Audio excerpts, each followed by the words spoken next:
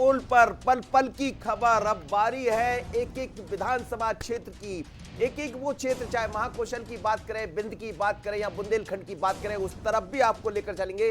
लेकिन exit poll में MP में भारतीय जनता पार्टी सरकार, अधिकतर पोल्स में बीजेपी को बहुमत मिलता दिखाई दे रहा। आज तक के एग्जिट पोल में बीजेपी को भारी बढ़त है। मध्य प्रदेश में भारतीय जनता पार्टी को 140 से 160 सीटें में 162 सीटें मिलने का अनुमान है, तो कांग्रेस को मिल सकती है 68 से 90 सीट, अन्य को 3 सीटें मिलने का अनुमान है। और चाणक्य की यदि हम बात करते हैं तो 151 सीटों के साथ भारतीय जनता पार्टी सरकार बनाने जा रही है। इंडिया टीवी के एग्जिट पोल की बात करें तो 160 सीटें। ओवरऑल हम ये कह सकते हैं कि जो एग्जिट पोल हमारे सामने हैं, तो एग्जिट पोल के मुताबिक भारतीय जनता पार्टी यहां बढ़त लेते दिखाई दे रही है। लेकिन क्या है एग्जिट पोल की वो 10 बातें जिसकी तरफ भी हम ध्यान दिलाएंगे आपको। जी ललित। बिल्कुल, एग्जिट पोल की 10 बड़ी बातें आपको दिखा रहे हैं। एमपी में बीजेपी के पक्ष में ज्यादातर एग्जिट पोल दिखाई दे रहे हैं।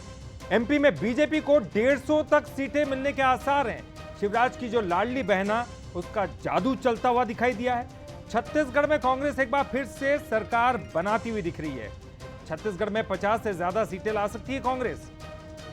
इसके अलावा छत्तीसगढ़ में 2018 के मुकाबले बीजेपी को भी बढ़त है। 35 से ज्यादा सीटें बीजेपी छत्तीसगढ़ में ला सकती है।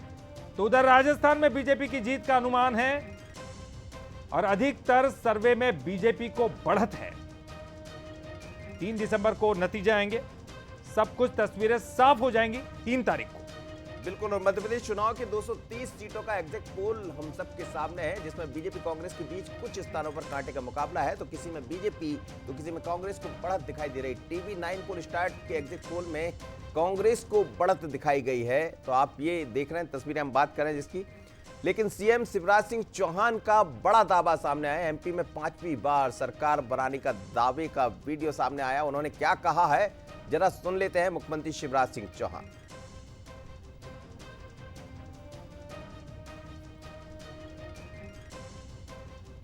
चलिए, मुख्यमंत्री शिवराज सिंह चौहान की बातों को भी हम सुनेंगे, लेकिन जो एग्जिट पोल दिखाई दे रहे हैं उनकी 10 बड़ी बातें भी आप देख रहे हैं। और शरद जी हमारे साथ जुड़े, हमारे न्यूज़ 8, उनसे बात कर लेते हैं। शरद जी क्या कहेंगे? लगभग तस्वीर जो दिखाई दे रही है वो बीजेपी को बढ़त की तरफ इशारा कर रही है, हालांकि ये एग्जिट पोल है। मैं फिर कहूंगा मनोज की एग्जैक्ट पोल के लिए रुकना चाहिए हमें।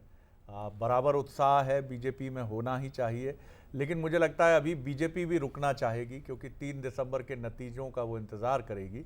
क्योंकि आप देखेंगे अगर जहां क्लोज फाइट की ये जुबानी कह रहा है एग्जिट पोल, छत्तीसगढ़ में या फिर राजस्थान में और तेलंगाना में, तो वहाँ जीत और हार के बीच का जो अंतर दिख रहा है पार्टियों का, वो बहुत क्लोज है।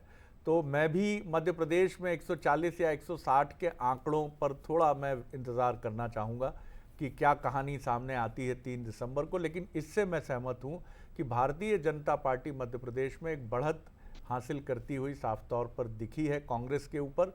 और ये बताता है कि मध्य प्रदेश में, जैसा हम इंडिया टुडे माई एक्सिस इंडिया का पोल, एग्जिट पोल देख रहे थे, कि 10% महिलाओं ने अधिक वोट दिए हैं भारतीय जनता पार्टी को पुरुषों से तुलना करें तो मुझे लगता है कि लाडली बहना एक्सप्रेस मनोज दौड़ पड़ी है और ये गेम चेंजर होगी।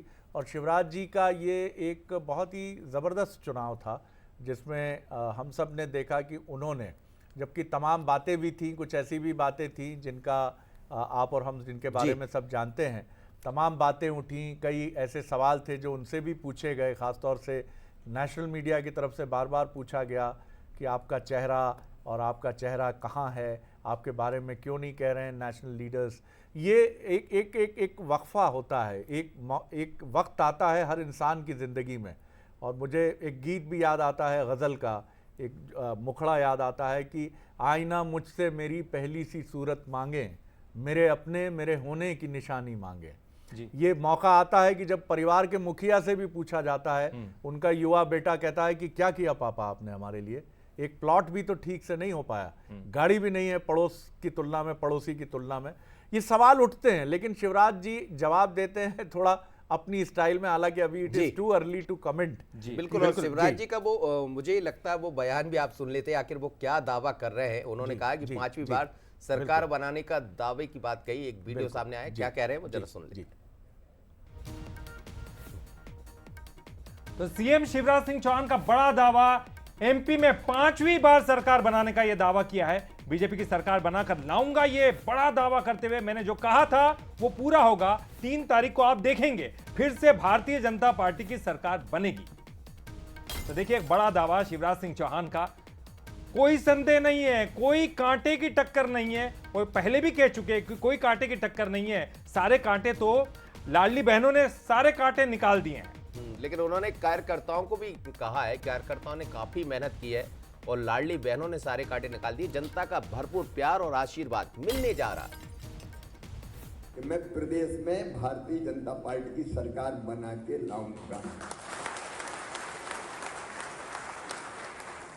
और मैंने जो कहा था वो पूरा होगा। 3 तारीख को आप देखेंगे फिर से 5वीं बार भारतीय जनता पार्टी की सरकार बनेगी। तो ये अति विश्वास इसको कहेंगे, शिवराज जी का अपना एक विश्वास शरद जी, और उन्होंने कहा कोई संदेह नहीं। ये खास बात है मनोज जी, एग्जिट पोल के पहले का वीडियो है। जी। मतलब उन्होंने पहले ही इतना कॉन्फिडेंस के साथ कह दिया था। इसमें ललित ये भी महत्वपूर्ण बात है कि जो व्यक्ति 165 सीटों पर गया हो और आचार संहिता लगने के बाद 165 सीटों पर गया हो, और अगर हम बात करें कि 165 सीटों के पहले यानी आचार संहिता के पहले जिसने 230 सीटों का दौरा किया हो, उसका अपना भी एक एग्जिट पोल होता है, उसके पास अपना भी अनुमान की एक प्रणाली होती है। लेकिन मैंने फिर कहा कि कई बार एक दौर होता है, इस दौर को कमलनाथ जी ने भी देखा है और इस दौर को शिवराज जी ने भी देखा है। बिल्कुल जी। एमपी में तो जहां हमको दिखाई दे रहा है बिल्कुल एक तरफा, जितने एग्जिट पोल देखे उनमें से ज्यादातर तो है बीजेपी को बढ़त दिखा रहे हैं, लेकिन छत्तीसगढ़ में कहीं ना कहीं कांटे की टक्कर दिखाई दे रही है। आदित्य जी हमारे साथ जुड़े हुए हैं। आदित्य जी, आप क्या कह रहे हैं? क्योंकि लगातार भूपेश बघेल जो है वो भी पूरे कॉन्फिडेंस के साथ कह रहे थे कि हम एक बार फिर से आ रहे हैं, सरकार में वापसी कर रहे हैं। देखिए, ये जो अनुमान बता रहा है, ये जो एग्जिट पोल बता रहे हैं, कहीं ना कहीं थोड़ा सा एज जो है कांग्रेस को दिखाई दे रही है, हालांकि कांटे की टक्कर। बिल्कुल आप सही कह रहे हैं। एज वहां अभी भी मैं भी ये मानता हूं कि एज वहां कांग्रेस का है, मुकाबला नजदीकी है। और पोस्ट पोल डेवलपमेंट्स में मानता हूं छत्तीसगढ़ में काफी दिलचस्प हो सकते हैं अगर ये अंतर नजदीक का रहा। और अगर 30-35 के आसपास बीजेपी वहां रुक जाती है, जब 3 दिसंबर को हम नतीजे देखेंगे, तो फिर भूपेश बघेल जी और उनकी सरकार निष्कंटक आगे बढ़ेगी। जी आदित्य, आपका कमेंट।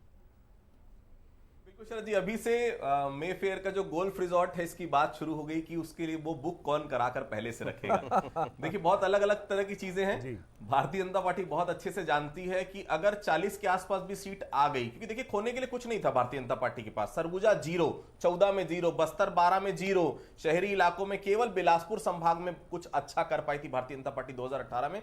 बाकी सभी संभागों में बीजेपी की स्थिति बिल्कुल 0 थी। पहले फेज में अगर बात करें 20 सीटों में 19 सीटें कांग्रेस के पास थी।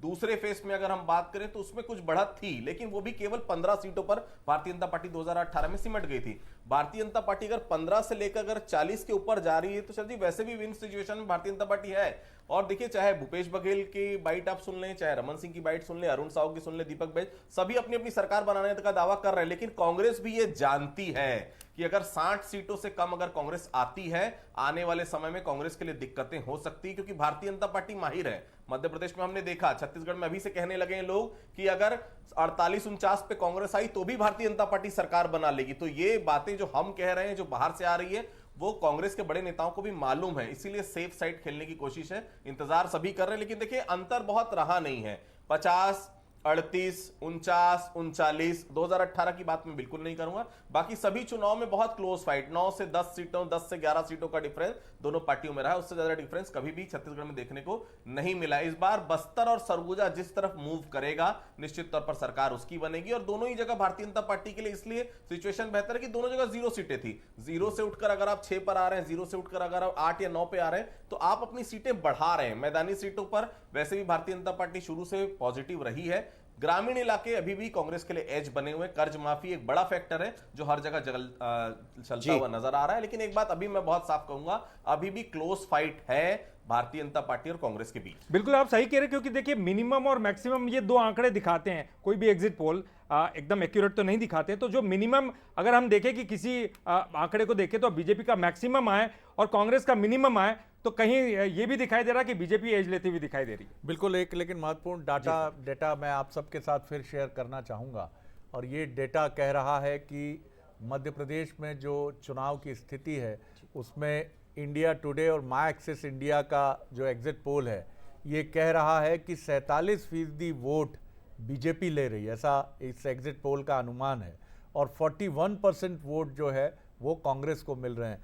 अगर 6% वोट का अंतर दोनों पार्टियों के बीच में है तो तय मानिए कि कम से कम एक पार्टी के पक्ष में 25 से 30 सीटें प्लस हो जाएंगी, अधिक भी हो सकती हैं। यानी अगर बीजेपी 100 पर खड़ी थी तो इस स्विंग की वजह से अगर ये सत्य होगी तो ये तो 3 दिसंबर बताएगा कि कितना वोट प्रतिशत का अंतर रहता है बीजेपी कांग्रेस में, और क्या ये उलट भी सकता है क्या, अभी तो इसकी भी संभावना से कोई कहेंगे कि ये तो हमें रुकना ही पड़ेगा उसके लिए। लेकिन इतना ज़रूर है कि अगर 6% का अंतर है तो ये लहर का चुनाव था जिसको कोई समझ नहीं पाया। ये कहने में मुझे संकोच नहीं है कि मतदाता ने अपना मन किसी को पढ़ने नहीं दिया। एग्जिट पोल जब उस तक पहुंचे और उसे भी लग गया कि अब मैंने अपना वोट कॉस्ट कर दिया है, अब सही बात कहने में कोई अंतर नहीं है। नहीं तो उसके पहले वो जो भी सर्वे टीम्स जा रही थी उनको अपने मन की बात तो नहीं बता रहा था मनोज। शरद जी, लेकिन एक बात मुझे लगता है, जैसे प्रधानमंत्री कह रहे थे कि आंधी आएगी, बात सिर्फ लफ्जों की है और समय से हम जोड़े तो। दूसरी बात यह है, क्या आप मानते हैं छत्तीसगढ़ में भी यदि बढ़त लेते भारतीय जनता पार्टी दिखाई दे रही, मध्य प्रदेश में भी बढ़ते हुए दिखाई दे रही, तो जो अमित शाह और मोदी के बारे में कहा जाता है कि दो ऐसे लोग हैं जिनकी रणनीति को लोग समझ नहीं पाते हैं कि आखिर वो किस रणनीति पर आगे बढ़ेंगे, यदि ऐसा होता है तो क्या ये माना जाए कि एक अलग तरह की रणनीति बनाई होगी बीजेपी? नहीं, बिल्कुल मनोज, आपकी बात बिल्कुल दुरुस्त है। और प्रधानमंत्री खुद, मैं एक बहुत सीनियर जर्नलिस्ट का उनका गुजरात का उदाहरण सुन रहा था। ये बात है 1985 और 1990-91 की, जब उन चुनाव में भारतीय जनता पार्टी को गुजरात में सत्ता में स्थापित करने में नरेंद्र मोदी जी की बहुत अहम भूमिका थी। तब से वो संगठन की रणनीति के बहुत महारथी माने जाते हैं और अमित शाह जी भी उसी परंपरा को लेकर आगे बढ़े हैं। और आपने बिल्कुल ठीक कहा है। देखिए, इस चुनाव में अगर हम सिलसिलेवार देखें तो ट्राइबल, ये बीजेपी आप याद करिए 2 साल से मेहनत कर रही है मनोज, ललित 2 सालों से ट्राइबल पर फोकस है। रानी कमलापति, रानी दुर्गावती, बिरसा मुंडा, आदिवासियों के बीच में जाना, मध्य प्रदेश में पैसा एक्ट लागू किया चुनाव के पहले, और आदिवासियों से जुड़ी हर बात को लेकर, जबकि कांग्रेस ने इसको प्रश्नों के घेरे में भी कहा कि बीजेपी कहती है वनवासी, यानी वो आपको आदिवासी नहीं मानती है, वो तो आपको वनवासी कहती है। तो एक दूसरी तरह से कोशिश की, लेकिन शायद कांग्रेस नहीं समझ पाई कि बीजेपी ने जितनी गहरी पैठ बनाने की कोशिश की है आदिवासियों के बीच में, और उसके पीछे आपको राष्ट्रीय स्वयंसेवक संघ, जिनके वनवासी कल्याण आश्रम, इन सब में बहुत विद्यालय जो चलते हैं उनके, इनकी बड़ी महत्व, ये दिखते नहीं है आपको कहीं, आपको समझ नहीं आएगा कि कौन काम कर रहा है यहाँ। और ना वो श्रेय लेने के लिए सामने आते हैं मैच खत्म होने के बाद कि ये सेंचुरी मेरी है, ये सेंचुरी मेरी है, इसमें मेरा श्रेय। वो चुपचाप अपने काम में लग जाते हैं। आप पूछते हैं भाई साहब आपको तो मैंने इलेक्शन में कहीं देखा, आपको धोखा हुआ होगा साहब, मैं नहीं था वो जी, मैं नहीं था, मैं तो यहाँ अपने विद्यालय में काम करता हूँ। तो बीजेपी के पास एक ऐसा भी समर्पित संगठन है जो उससे जुड़ा नहीं है, लेकिन जब वो उसको मदद की जरूरत होती है तो वो खेमे से बाहर आता है मनोज, और काम करके फिर खेमे में चला जाता है। सर, हम एबीपी का सी वोटर क्या कह रहा है ये भी दिखा रहे हैं। बिल्कुल जी। तो एबीपी का सी वोटर क्या कुछ गणित बता रहा है, एग्जिट पोल में क्या कुछ सामने आ रहा है, ये आपको दिखाते हैं। महाकौशल रीजन में कांग्रेस आगे दिखाई दे रही है, निमाड़ में भी कांग्रेस को बढ़त है। ये एबीपी का सी वोटर है, चंबल में भी कांग्रेस आगे है। देखिए 3 बड़े बड़े रीजन जहां पर कांग्रेस आगे, लेकिन मध्य रीजन में बीजेपी को बढ़त है। यहां पर मध्य रीजन में बीजेपी को बढ़त है, लेकिन चंबल में आगे। एबीपी का सी वोटर्स का, एबीपी और सी वोटर्स जी, ये दोनों का सर्वे है। एबीपी और सी वोटर्स, ये दोनों ने मिलकर ये किया है। सी वोटर्स एक बड़ी एजेंसी है और एबीपी जाहिर तौर पर हम जैसा जानते हैं, एबीपी और सी वोटर्स का ये सर्वे ललित जी। जी, तो मध्य रीजन में ये बीजेपी को बढ़त दिखा रहे हैं, लेकिन बाकी की जगहों पर हमने देखा कि कांग्रेस को बढ़त दिखाई जा रही है। तो एबीपी ने सी वोटर्स के साथ मिलकर जो ये सर्वे किया है, देखिए महाकौशल रीजन में कांग्रेस को बढ़त है, निमाड़ में भी कांग्रेस को बढ़त दिखाई जा रही है, चंबल में भी कांग्रेस आगे है। सर देखिए, एबीपी तो अपना जो सर्वे रिपोर्ट दिखा रहा है या एग्जिट पोल दिखा रहा है, इसमें कांग्रेस को बढ़त दिखा रहा है, लेकिन मैं वही चर्चा करना चाहूंगा चंबल से। हमने देखा कि आज तक का या माई एक्सिस जो बता रहा था वो ये दिखा रहा है कि चंबल में कहीं सिंधिया फैक्टर काम करता हुआ दिखाई दे रहा है। कांग्रेस लगातार ये कह रही थी कि यहां पर एंटी इनकम्बेंसी जो है कांग्रेस के खिलाफ जाएगी, लेकिन यहां उल्टा होते हुए दिखाई दे रहा है। देखिए 19 सर, अभी सीटें मैं फिर कहूंगा कि हमें निर्णय पे पहुंच के इन्हें नतीजे समझकर इनका विश्लेषण अभी करने से हमें ललित बचना ही होगा। हाँ, क्योंकि लेकिन ये जरूर है कि बीजेपी का एज बहुत साफ तौर पर स्टैब्लिश हुआ है, ये आप और हम कह सकते हैं। लेकिन अभी मैं फिर कहेंगे हम सब, आप भी सहमत होंगे इससे, बिल्कुल, कि हमें रुकना चाहिए अभी, कि इनको हम सत्य के बहुत निकट मानकर या सत्य ही मानकर इनके विश्लेषण की कोशिश में अभी हमें जुटने और थोड़ा जल्दबाजी होगा। अभी चलिए टाइम्स नाउ का सर्वे भी है ललित आपके पास। जी जी, टाइम्स नाउ क्या कुछ कह रहा है ये आपको हम दिखाएंगे। कांटे की टक्कर। जी, कांटे की टक्कर टाइम्स नाउ का सर्वे दिखा रहा है। कांटे की आपको टक्कर दिखा रहे, बता रहा देखिए है। टाइम्स नाउ का सर्वे एग्जिट पोल। आइए आपको दिखाते हैं टाइम्स नाउ एग्जिट पोल में क्या कह रहा है। कांटे की टक्कर दिखा रहा है। बिल्कुल मध्य प्रदेश में कांटे की टक्कर दिखा रहा है और बीजेपी को यहां मिल सकती है 105 से 117 सीटें और कांग्रेस को मिल सकती है 109 से 125 सीटें। ये हम टाइम्स नाउ की बात कर रहे हैं और अन्य के खाते में 1 से 5 सीट जा सकती है। तो इस वक्त की बड़ी खबर आप देख रहे हैं, अलग अलग टाइम्स नाउ एग्जिट पोल की बात कर रहे हैं। इससे पहले हम दूसरे जो एग्जिट पोल थे उसकी बात कर रहे थे, लेकिन मध्य प्रदेश में कांटे की टक्कर बीजेपी को मिल सकती है 105 से 117 सीट और कांग्रेस को मिल सकती है 109 से 125 सीटें, यानी दोनों को बहुमत की तरफ। सर जी आप देखिए, कई बार एग्जिट पोल भी बड़े अलग होते हैं जिसमें दोनों को बढ़त दिखा रहा है। बिल्कुल, देखिए ये कंफ्यूज स्टेट की तरफ ज़्यादा इशारा कर रहे हैं। ये जो मतदाता का एक भ्रम है, इसीलिए मैं देख रहा था कि सोशल मीडिया पे जो ट्रेंड हो रहा है, देखिए सोशल मीडिया भी अब एक 5वां स्तंभ है, आप उसको रूल आउट नहीं कर सकते हैं। उसमें मैं खुद बीजेपी के नेताओं के हवाले से ये देख रहा हूँ कि जब वो सब अब लोग अपना भी एग्जिट पोल खुलकर शेयर कर रहे हैं, तो इनका ये कहना है कि एग्जिट पोल जो है हमारा 130 से 135 सीटों का है। तो खुद बीजेपी के कुछ नेताओं का ये कहना है कि वो इस अनुमान को 140 160 को अभी बहुत सत्य के निकट नहीं मान रहे। सबका अधिकार है, लेकिन 130 135 एक मॉडरेट फिगर हो सकता है अगर एग्जिट पोल के ये अनुमान सत्य के काफ़ी नज़दीक होंगे। लेकिन ये भी प्रद्युम्न सिंह तोमर कैबिनेट मंत्री हैं, बीजेपी के लीडर हैं, क्या कह रहे हैं सुन लेते हैं। देखिए, चलिए। झपका आएगा 10-10 पे और झपका आएगा और 10.5 पे झपका आ जाएगा। ये मैं आज कह रहा हूं और ये बात मैं आज नहीं कह रहा, ये मैं पहले दिन से बोल रहा हूं। आपको कितना अनुमति आने वाली है? एग्जिट पोल जो दिखा रहे हैं तो आपके कांग्रेस 100 जो है ना, कांग्रेस जो है ना 100 आंकड़े पार नहीं करेगी और भारतीय जनता पार्टी 150 पार करेगी। ठीक, थैंक यू। है जो कह रहा है कि अभी बहुत कुछ आना बाकी है। मैं पहले से ऐसा कह रहा था, कांग्रेस को मिल सकती है 109 से 125 सीटें। जब टाइम्स नाउ की हम बात कर रहे थे और उसमें 1 से 5 सीटें की तरफ, अन्य की तरफ इशारा ये कर रही है। शरद जी ओवरऑल हम चलिए ये एबीपी और सी वोटर्स की हम जो बात कर रहे थे मनोज, ये मालवा में क्या कहानी कह रहा है जरा इसको भी सुन लेते हैं। बीजेपी को मिल सकती हैं 105 से 117 सीट, ये अनुमान तो इसका है, लेकिन मालवा में ये किसकी तरफ इशारा कर रहा है ये भी देखिए। एबीपी और सी वोटर्स, इन दोनों का जो मिला जुला ये एग्जिट पोल है। महाकौशल रीजन में कांग्रेस को आगे बता रहा है और निमाड़ में भी कांग्रेस को बढ़त है। दोनों रीजन में ये कांग्रेस को बढ़त बता रहा है। चंबल में भी कांग्रेस आगे है। तो ये एबीपी और सी वोटर्स जो है, हालांकि नेक टू नेक फाइट है। मध्य रीजन में बीजेपी को बढ़त है, यानी भोपाल संभाग में ये जो 20 सीटें भोपाल संभाग की हैं, और मालवा रीजन में बीजेपी आगे है, जहां से कैलाश विजयवर्गीय जी मैदान में उतरे हैं इंदौर की नंबर 1 सीट से।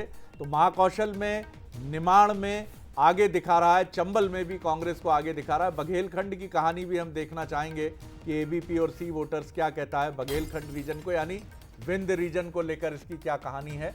तो ये भी एक सर्वे अपनी अलग बात कह रहा है, लेकिन ये नज़दीकी मुकाबले की तरफ इशारा कर रहा है। ये ऐसा नहीं कह रहा है बढ़त लेने के बाद भी कि कांग्रेस एक बहुत बड़े साइजेबल विक्ट्री की तरफ बढ़ती हुई इस एग्जिट पोल के हिसाब से बढ़ रही है। तो महत्वपूर्ण बात यही है कि इस चुनाव में मतदाता का माइंडसेट समझना शायद राजनीतिक पंडितों को भी चक्कर में डाल गया मनोज। बिल्कुल ऐसा लग रहा है शरद जी। और आप देखिए दोनों अलग अलग एग्जिट पोल की हम बात करें तो अभी आप बिल्कुल ठीक कह रहे हैं, किसी निष्कर्ष पर हम नहीं पहुंच सकते, लेकिन इतना जरूर है कि मतदाता ने दोनों ही दलों को या जो भी जानकार है, समीक्षक है, उनको चौंकाया है और ये कहा कि आप सब कुछ नहीं कर सकते, कुछ हमारे भरोसे छोड़ दीजिए, आप परिणाम का इंतजार कीजिए, 3 तारीख को हम क्या लेकर आ रहे हैं। लेकिन ये जरूर दिखाई दे रहा है कि एक अलग रणनीति के साथ दोनों दल बढ़ते हुए नजर आए हैं। संगठन के बतौर की बात करें या सरकार की बतौर बात करें या कांग्रेस के कमलनाथ या दिग्विजय सिंह जिस तरह से काम कर रहे थे, दोनों की एकजुटता के साथ हमने काम करते हुए देखा। हालांकि इस बीच में कई तरह के सवाल जवाब होते नजर आए हैं, पर टाइम्स नाउ का जो अभी हम एग्जिट पोल देख रहे हैं जिसमें चंबल की बात वो कर रहे हैं या महाकौशल या निमाड़ में, तो मुझे लगता है इस पर गौर करना चाहिए, इस पर गौर होना चाहिए। चंबल ग्वालियर में तो भारतीय जनता पार्टी निश्चित रूप से जो हमने देखा है फील्ड पर बढ़त लेगी। अब कितनी बढ़त मिलेगी ये अलग मुद्दा है। आदित्य जी आदित्य मैं आपकी तरफ आ रहा हूं। आप मुझे ये समझाइए कि 3 महीने पहले छत्तीसगढ़ में बीजेपी की क्या स्थिति थी। बिल्कुल ऑनेस्टली हम सब जानना चाहेंगे क्योंकि आप वहां रग रग से वाकिफ है राजनीति के हर पहलू को। अभी डॉक्टर रमन सिंह को भी हम सुन रहे थे तो उन्होंने भी कहा, हालांकि उन्होंने हवाला दूसरों का दिया कि बीजेपी को कोई गिनती में ही नहीं रख रहा था।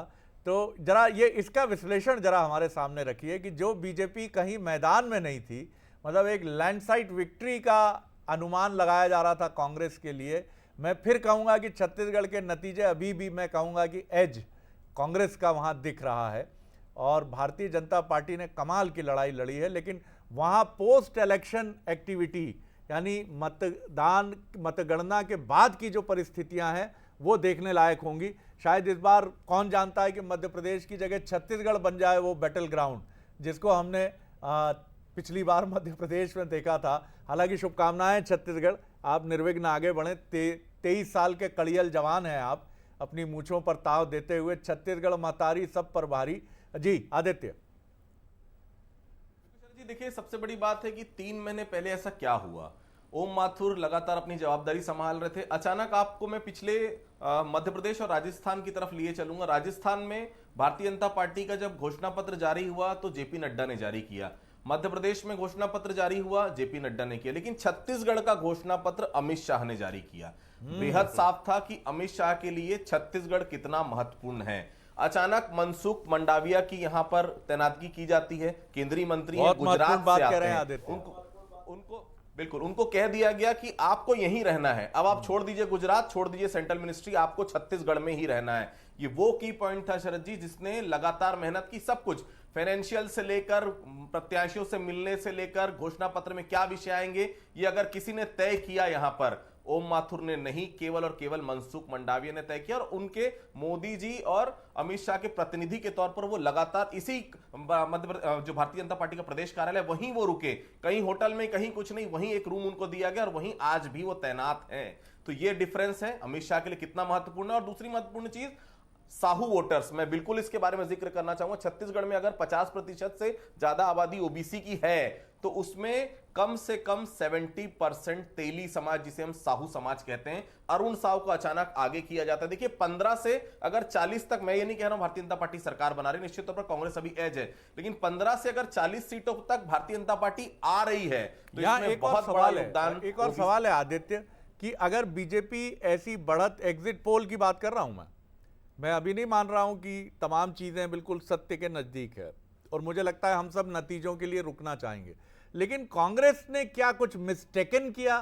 क्या वो बीजेपी की परिस्थितियों को समझने में कहीं कुछ उसको ओवर कॉन्फिडेंस था कि ये नहीं कर पाएगी, ये नहीं इतनी लड़ाई नजदीकी नहीं कर पाएगी? क्या इसका भी फायदा बीजेपी को मिल गया? जी देखिए, सबसे बड़ी बात है कि आज से 3 महीने पहले आप भी लगातार छत्तीसगढ़ आए हुए, एक नारा चला था भूपेश है तो भरोसा है। अचानक आला कमान ने उस लाइन को चेंज करते हुए कांग्रेस है तो भरोसा है, भूपेश है तो भरोसा को हटाकर उस भरोसे को कांग्रेस है तो भरोसा कर दिया।